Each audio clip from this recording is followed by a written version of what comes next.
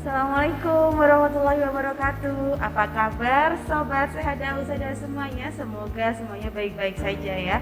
Senang sekali saya Rizky Ramasari dapat menemani sobat sehat dan usaha semuanya tentunya di DH Podcast. Baiklah, selama 30 menit ke depan nanti kita akan membahas informasi terkini tentunya seputar dunia kesehatan. Dan kali ini adalah episode perdana kita, yaitu episode pertama di tanggal 1 Desember tahun 2021 dan bertepatan dengan Hari AIDS sedunia. Tentunya di segmen yang pertama kita juga akan membahas tentang HIV AIDS dan apa sih itu HIV AIDS, nanti kita kepoin bareng-bareng ya. Dan di samping saya sudah hadir dokter spesialis penyakit dalam dan kebetulan beliau adalah dokter yang juga praktek di Rumah Sakit Umum Daha Husada. Saya sapa dulu Dokter Anggraini Dian Puspita Dewi, spesialis penyakit dalam. Apa kabar dokter? Apa kabar? Alhamdulillah sehat dokter, sehat juga tentunya ya. Baik, alhamdulillah semuanya sehat. Dan Dokter Anggraini ini adalah dokter spesialis penyakit dalam yang praktek di Rumah Sakit Umum Daha Husada setiap hari Senin sampai dengan Jumat pukul 08.00 sampai dengan pukul 13.00, melayani BPJS Kesehatan, BPJS Tenaga Kerja, dan Jasara Harja. Jangan lupa kalau mau kontrol atau mau pemeriksaan kesehatan nanti bisa daftar dulu H-1 melalui WhatsApp Rumah Sakit Umum Daha Husada. Baik dokter, masih keterkaitan nervous ini saya. Santai aja, bisa perdana ya. Iya, ini kita masih edisi perdana dokter ya. Launching di DH Podcastnya Rumah Sakit Umum Daha Husada. Baik dokter, kita masih membahas tentang HIV AIDS. Ini kan kebetulan kita hari ini sedang merayakan Hari AIDS sedunia dokter ya. Sebenarnya saya juga kepo-kepo gimana gitu dokter ya, antara HIV dan AIDS itu kita masih rancu. Itu sebenarnya gimana sih dokter? HIV bagaimana? AIDS itu apa? Betul, gimana dokter? Jadi kita ini refreshing lagi ya. Jadi kita refreshing lagi, mestinya sobat apa Pak namanya, sobat sehat dan sobat sehat. Sobat sehat Rumah Sakit Daha Husada pastinya sudah banyak yang sering dengar ya informasi apa itu HIV, apa itu AIDS. Jadi HIV itu adalah nama suatu virus, yaitu singkatannya Human Immunodeficiency Virus, suatu virus yang menyerang sistem kekebalan tubuh manusia sehingga tubuh kita gagal untuk menanggulangi suatu infeksi. Jadi orang kalau kena HIV jadi mudah terkena infeksi bakteri, infeksi virus yang lain, bahkan infeksi jamur, parasit, bahkan mungkin juga terkena keganasan.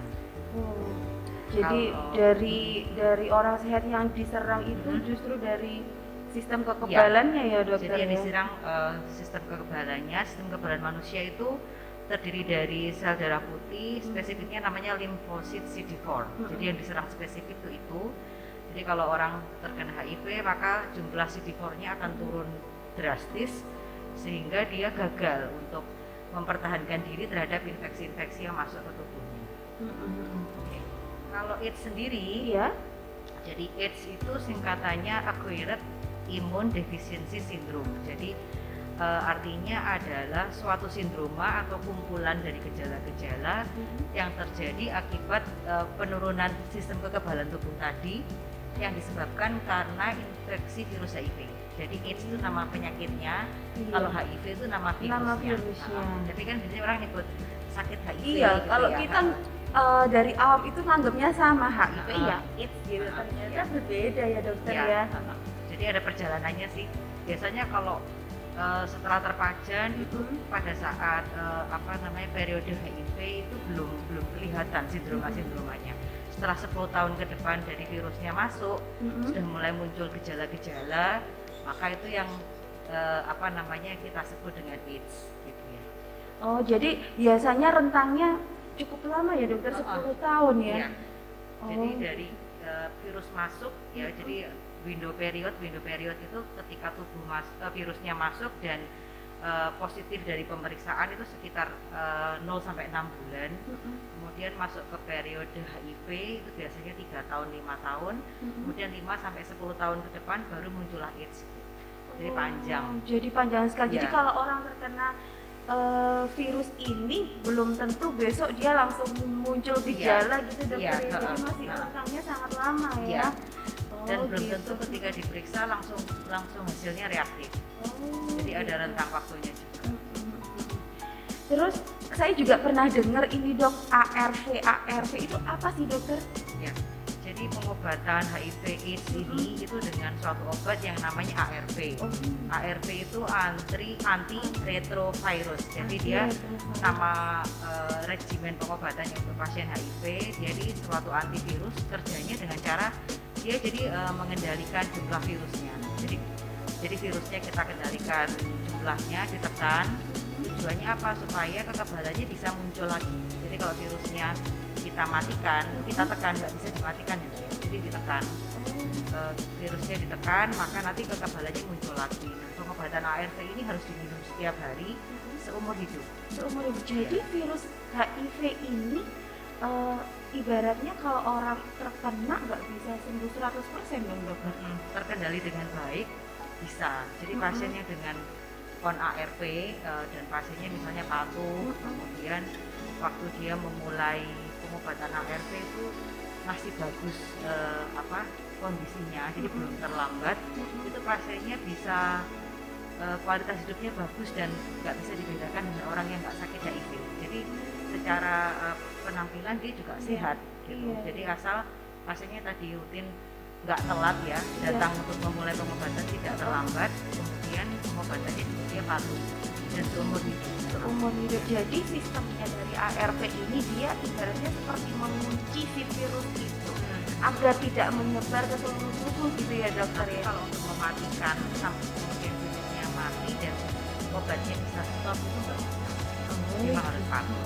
Kalau terlambat ibaratnya kita sempat stop minum obat dalam jangka waktu tertentu itu ada nggak sih efek-efeknya yang bagaimana gitu? Jadi kalau misalnya ARV-nya sering skip terus kemudian sudah merasa sehat terus dia akan stop itu, maka resiko yang muncul ketika dia stop itu dia kan bisa saja CD4-nya akhirnya turun lagi. Kalau CD4-nya turun lagi dia akan mudah lagi untuk kena infeksi apa-apa dan kita nggak tahu mana infeksi yang akan masuk, bisa aja berat, misalnya toksoplasmosis yang bikin kesadaran menurun, pasiennya kejang, atau infeksi paru CPC ya, itu kan yang termasuk yang berat-berat dan nggak bisa milih kan mana yang masuk. Jadi resiko pertama ya resiko nanti akan ada infeksi oportunis yang akan terjadi. Kemudian bisa saja yang kedua akan terjadi resistensi. Jadi anti ARV sendiri juga ada ininya mbak. Ini pertama itu misalnya ada regimen tertentu. Nah kalau misalnya pasiennya sering bolong-bolong juga itu bisa memicu resistensi juga. Jadi sebaiknya rutin dan patuh minum ARV-nya ya. Oke, dokter, ini saya juga masih bingung nih bagaimana sih penularannya. Kok saya dengar sih katanya tinggal serumah dengan orang yang menderita HIV, nanti kalau dia digigit nyamuk akhirnya ngenularin yang satunya. Itu bener gak sih dokter kayak gitu? Jadi memang rumor-rumor fakta atau mitos itu ya. Nah, antara fakta dan mitos ini kita masih sering bingung membedakan kalau di awam ini. Jadi yang perlu kita pahami dulu adalah prinsipnya penularan HIV itu melalui cairan tubuh mbak. Jadi yang pertama melalui hubungan seksual yang beresiko. Jadi kalau hubungan seksualnya tidak beresiko, pasangannya satu, ya memang bukan salah satu perilaku yang beresiko ya. Jadi satu hubungan seksual yang beresiko. Misalnya apa? Ya, misalnya berganti-ganti pasangan, kemudian hubungan yang sejenis ya, baik perempuan dengan perempuan atau laki-laki dengan laki-laki. Terus kemudian yang kedua adalah penularan melalui alat-alat kesehatan yang tercemar. Jadi bisa juga biasanya suntik ya, jadi penggunaan nafsa yang ganti-ganti ya. Kalau di sarana kesehatan yang saat ini saya kira sudah bisa meminimalisir dokter ya. Kita semua sudah paham tidak mungkin menggantikan alat-alat kesehatan yang berupa jarum itu satu pasien dengan pasien yang lain kita samakan. Pasti kita pakai yang disposable. kalau yang zaman dulu itu 10 itu sampai digunakan ulang, digunakan ulang ya. Sekarang enggak. Terus yang ketiga adalah transmisi dari ibu ke anak. Jadi ibu hamil terutama, jadi transmisi vertikal ya, dari ibu ke anak, dari ibu hamil ke anak. Makanya pada ibu hamil sekarang program screening HIV, kemudian screening sifilis itu salah satu program nasional. Wajib untuk diperiksakan. Prinsipnya itu. Jadi kalau penularannya misalnya berganti alat makanan enggak ya. Jadi berganti alat makanan tidak menularkan HIV.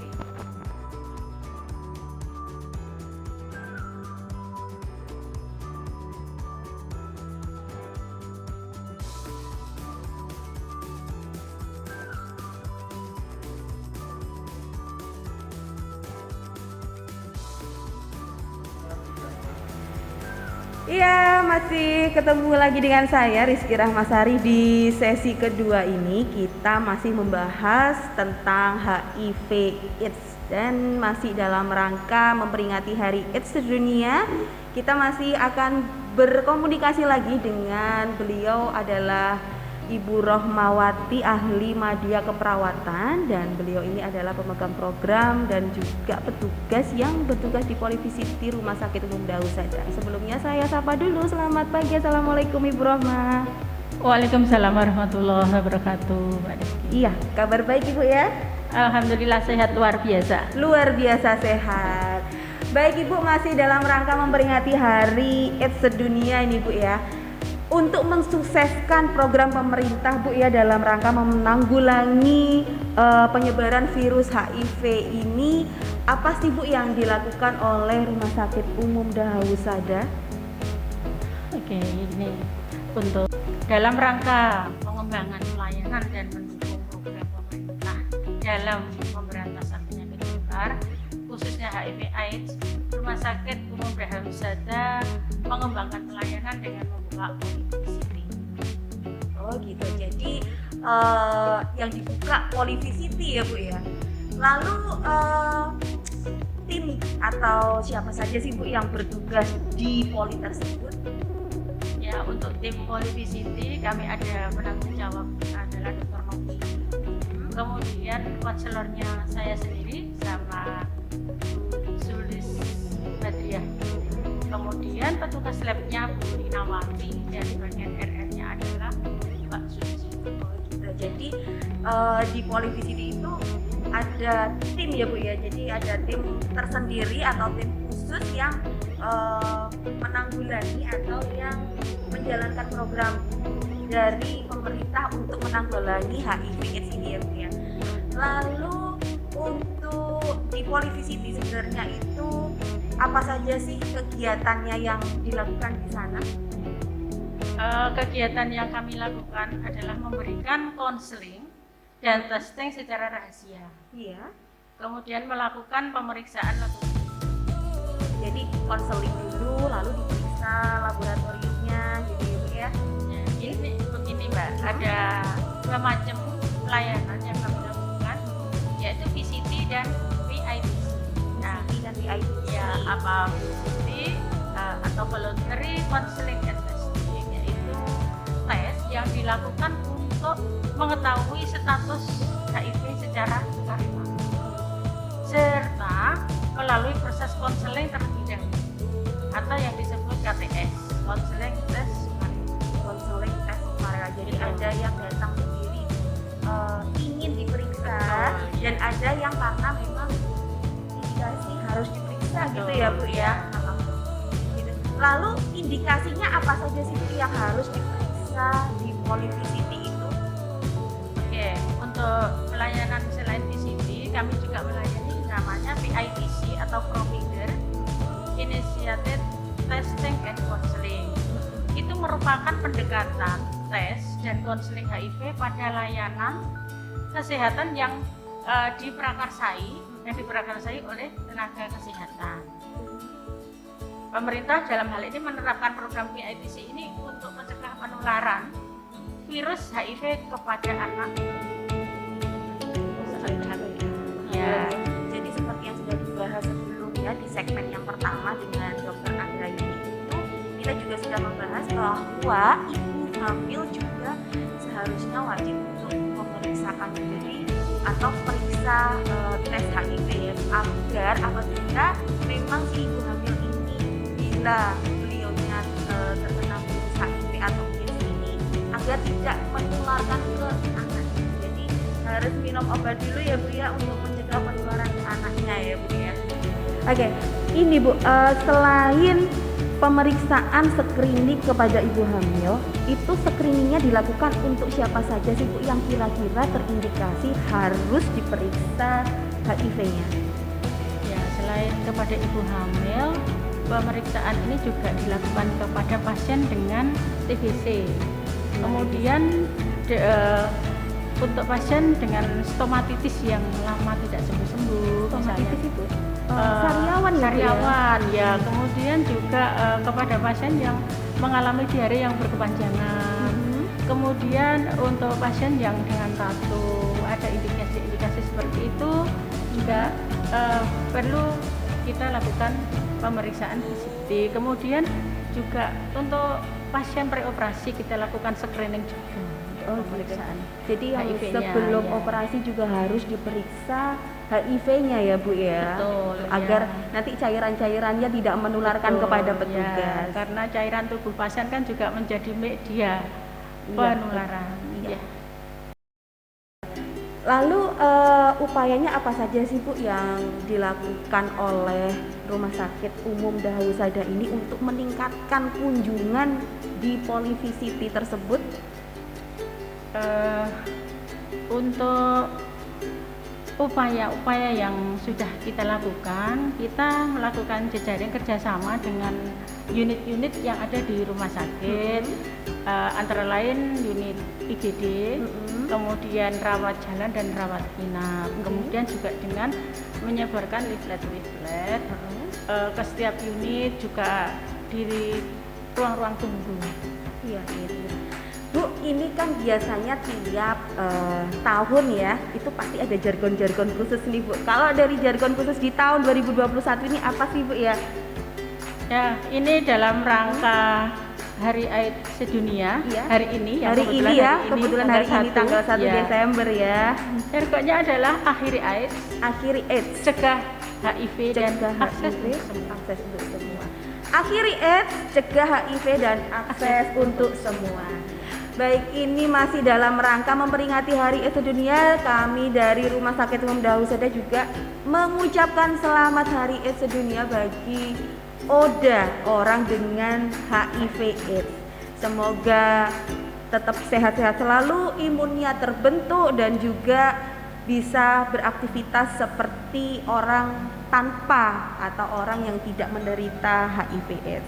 Lalu ini Bu, untuk Polivisiti yang ada di Rumah Sakit Umum Dahusada ini jam bukanya atau hari bukanya hari apa saja Bu? Hari Senin sampai hari Jumat mulai jam 8 sampai jam 12. Hari Senin sampai Jumat jam 8 sampai jam 12. Jangan lupa hari Senin sampai Jumat jam 8 sampai jam 12. Jadi untuk Anda yang ingin berkunjung ke Polivisiti untuk memeriksakan diri atau untuk screening awal HIV atau AIDS, bisa berkunjung ke Rumah Sakit Umum Dahusada di Polivisiti hari Senin sampai dengan hari Jumat pukul 8 sampai pukul 12.00. Jangan lupa WA terlebih dahulu untuk pendaftarannya ke loket Rumah Sakit Umum Dahusada di 082140078338. Jangan lupa @IG Rumah Sakit Umum Dahusada di RSU Dahusada. Kalau Anda ingin berkomentar atau ingin tanya jawab, menanyakan seputar HIV atau AIDS, bisa langsung mention di sana, tulis di kolom komentar di IG RSU Dahusada. Atau Anda juga bisa melihat tayangannya secara langsung di YouTube channel Rumah Sakit Dahusada. Jangan lupa like, subscribe, dan komen di sana di RSU Dahusada. Dan saya ucapkan terima kasih Anda sudah menonton DH Podcast untuk episode perdana kita di tanggal 1 Desember dalam rangka memperingati Hari AIDS Sedunia. Saya ucapkan terima kasih untuk Ibu Rohmah sudah mau menjadi narasumber kita di hari ini. Ya, semoga sehat selalu, dan untuk Anda para penderita HIV atau ODA, semoga Anda sehat selalu dan tetap jaga imunitas. Salam sehat.